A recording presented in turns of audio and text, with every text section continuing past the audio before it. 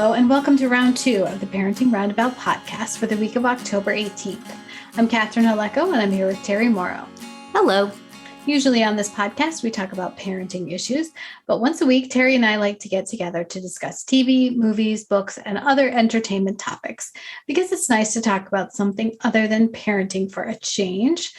So this week, we are continuing with both of our series that we are watching, Only Murders in the Building and Ted Lasso. We are up to season 5. I mean, not season 5, episode 5 of season 1 on both of these. Yes. So on Ted Lasso, the title of the episode was Tan Lines, which was kind of it got just a very passing reference on the show. So I'm not sure why they went with that for the title. We should probably have thought about how that applies to everything that happened, but we won't. It's a title. Yeah. So this one was, a little, there were some highs and lows for Ted in this episode.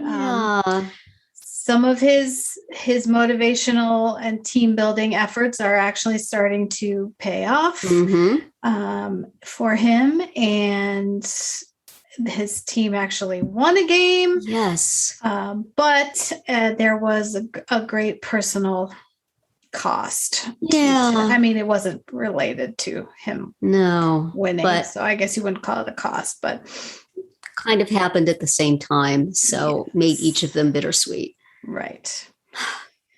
I don't know if I want sadness in my Ted Lasso. I know. So, I mean, you could tell where it was going to go from the beginning. And the actress playing the wife was very good. And you definitely felt for her. Mm-hmm. But just seeing him with his kid was heart-wrenching. Yeah. Yeah. I don't know. Yes. And, good that there was a lot of happy things at the same time as the sad thing. And I loved the moment after his wife and son left when the coach just kind of wordlessly sat down and handed him a beer.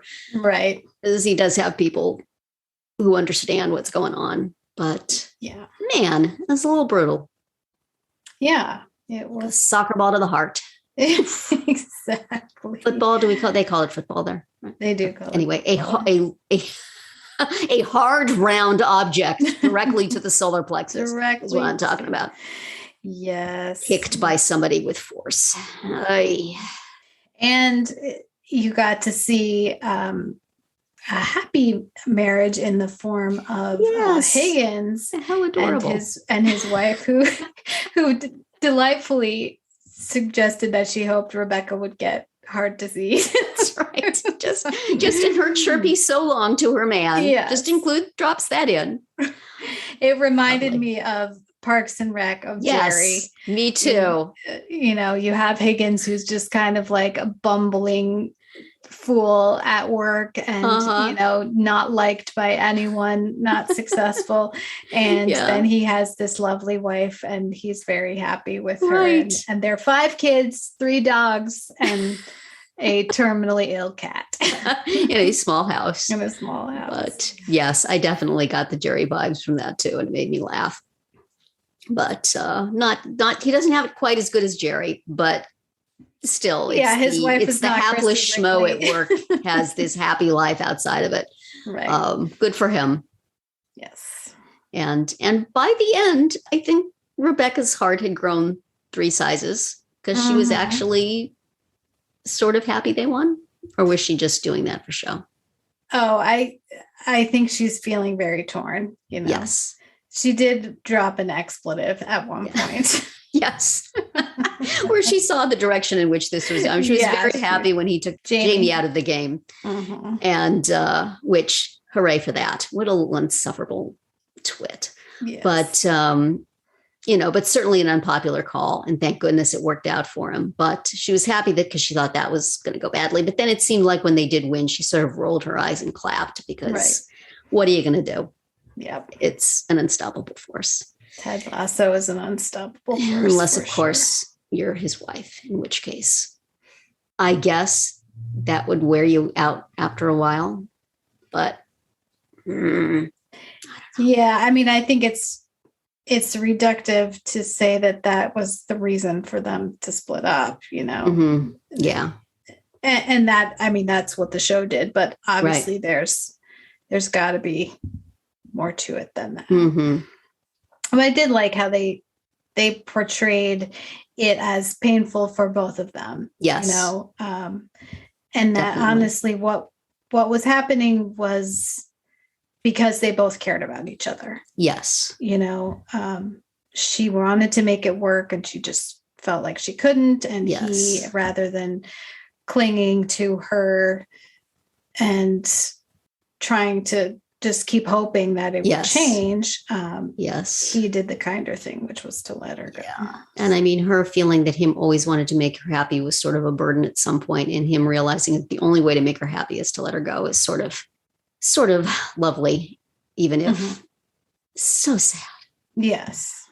Yeah. Just because we've come to like Ted so much and felt like, everything he did was for a happy purpose. And then this is sort of for a sad purpose, though still part of his drive to make everybody be successful, I guess. It just at his own personal cost. They didn't portray her as the enemy and that was very nice. And I think that the actress did a great job of that, of conveying that. Right.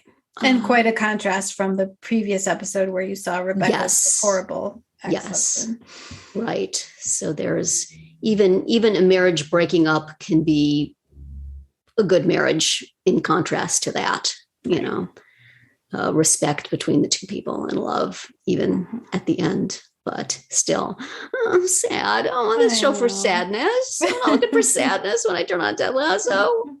And, whatever happens between him and his wife, there's still that little boy who he clearly is just over the moon about. And what's going to happen there? Right. Very sad. But I am enjoying the pub lady who seems to like Ted and puts everybody else in their place. Right. And also that all the pub people, while they're calling out Ted and saying rude things to him, are just super nice to his son, even when he throws darts in the guy's arm. So that's kind of fun, maybe unrealistic, but kind of fun. Well, I mean, it's just Ted, I mean, he just wins people over. He does. Slowly but surely.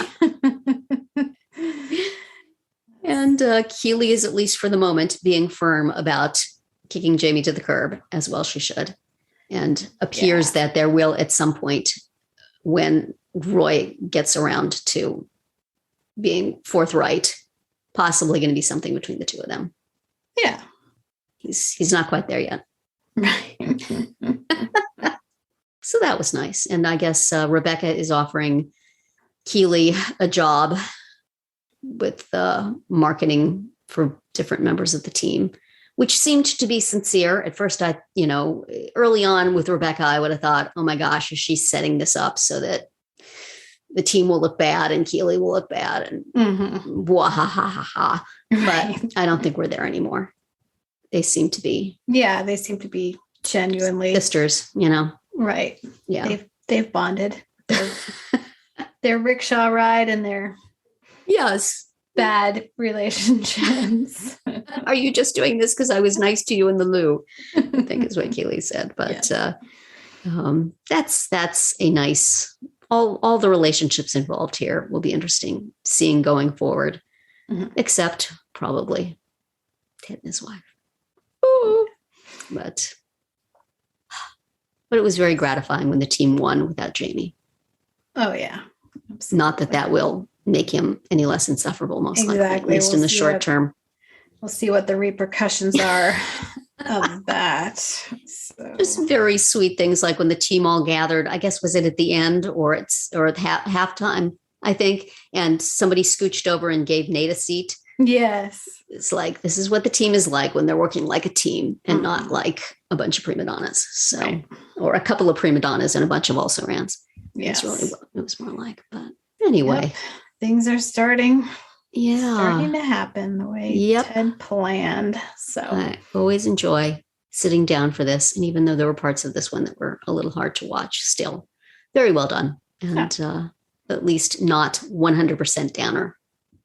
No. A mix, as with life, kind of a mix. Right. So, well, then we'll move on to our other show, which is not at all similar to real life. No.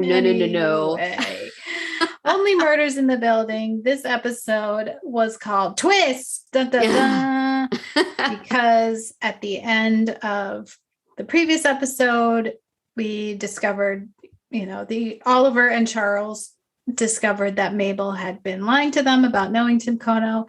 And also at the end of that episode, we saw the character then known as Tie-Dye Guy following Mabel around. And, of course, he did not mean her any harm. It was indeed the Tie-Dye Guy, but the Tie-Dye Guy is her friend Oscar, who was part of the Hardy Boys with her and Tim.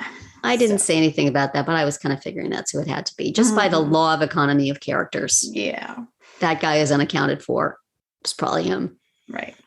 But, and I think that actor's name has been in the credits all along. So he's another one of those credits only in a lot of the episodes, but he's here now. Hi there. He's here. And I enjoyed his performance very much. I liked that character.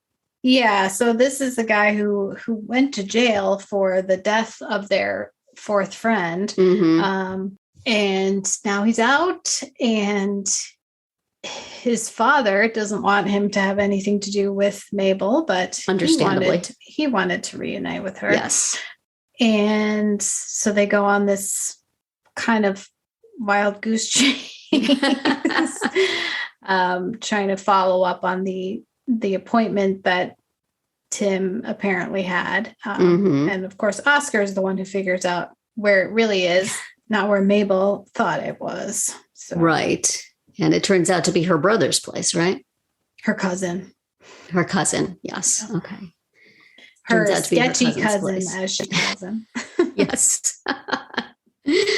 And then in addition to that particular chasing of clues was the most unrealistic tailing job by Charles and Oliver. Yes. Just from the point of this car has been in the garage for how long, and yet it still starts. Right. And it has enough gas for this long trip. And, Charles knows how to drive, even though he doesn't have a car and doesn't even have a license that's current. And the whole thing. And they always just stay right behind them in New York traffic. This is not real life. And it starts with Charles having to chase them on foot while they're in the car, while Oliver gets his car, his bright yellow, very distinctive car. Yes. And also is to chase them and also buy pretzels, but made me want a pretzel that scene, but still. I haven't bought one from a cart in New York City in a long time, but they were good. Yes. So that was completely ridiculous. And then at some point their car conks out, but it happens to be right at the same place as Mabel and Oscar are. So they can hitch a ride with some extremely accommodating fellow podcasters, as it turns out. Fellow podcasters. You find that out later. That's quite. Everybody's got a podcast. Everybody's got a podcast. These guys have a successful podcast. Right. Of course they do. Right. Which is quite a surprise to easily bump into a person with a successful podcast anywhere you go. They're all over the place. In the middle of Long Island. Yep. They're very happy to drive these two bozos around. Okay, sure. This New York is, aside from the fact that somebody got killed, it's a very nice New York. People are very friendly, very accommodating. The pretzel guy knows what your order is, and we'll just serve it up. Right. Anyway, maybe that's the way it is for some folks. The runner of Oliver just always scamming food is quite amusing to me. It's true. Yeah. Yeah. So I really liked the rapport between Mabel and Oscar. I think the actors did a really good job of just sort of filling in the lines of that relationship without a lot of specific dialogue.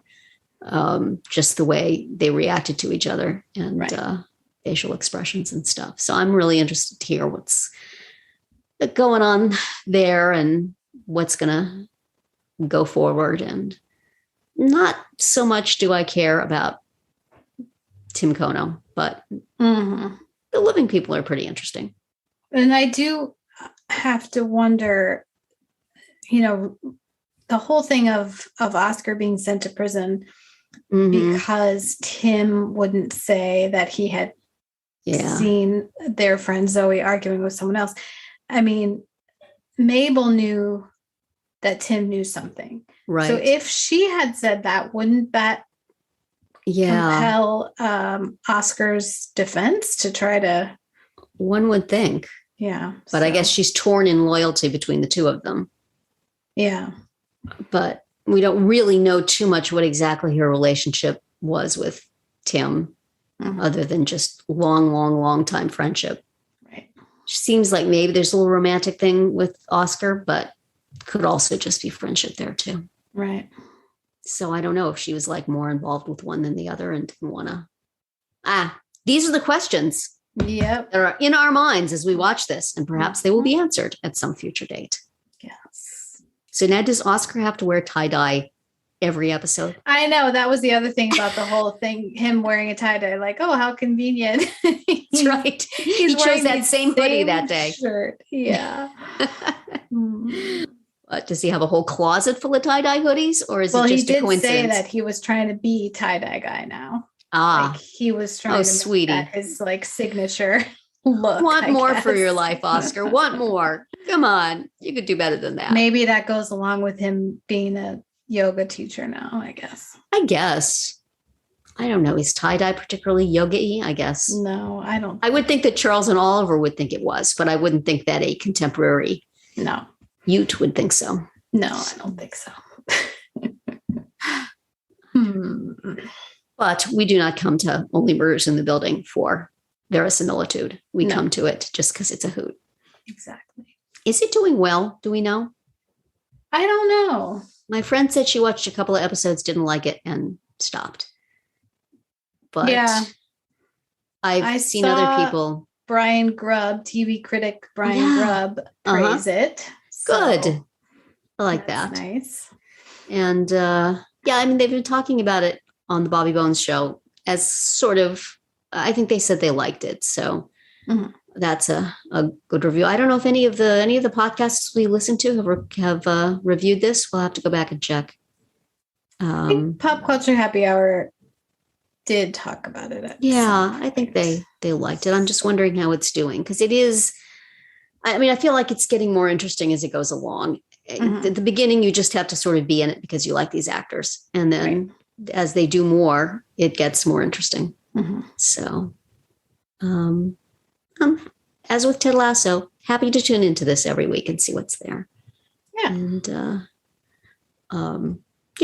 like a good mystery book, which you don't necessarily really, you just sort of enjoy the ride rather than the actual specific details. Exactly. This is like rather slower in delivering the details than others, but okay. How many episodes of this did you say there were? 10? I think there are 10. Okay. And we're halfway through. Yeah. So next week, it's episode 6 of season 1. For Only Murders in the Building, the title is To Protect and Serve. And for Ted Lasso, it's called Two Aces. All righty. So we shall see. Yes. What goes on there. And that's going to be it for our round 2 today. Please subscribe to our Parenting Roundabout podcast so you won't miss any of our episodes. We have something new for you every weekday. As always, you can find recaps, links, and an opportunity to comment on our website at parentingroundabout.com. Bye, Terry. Bye, Catherine. Bye, everyone.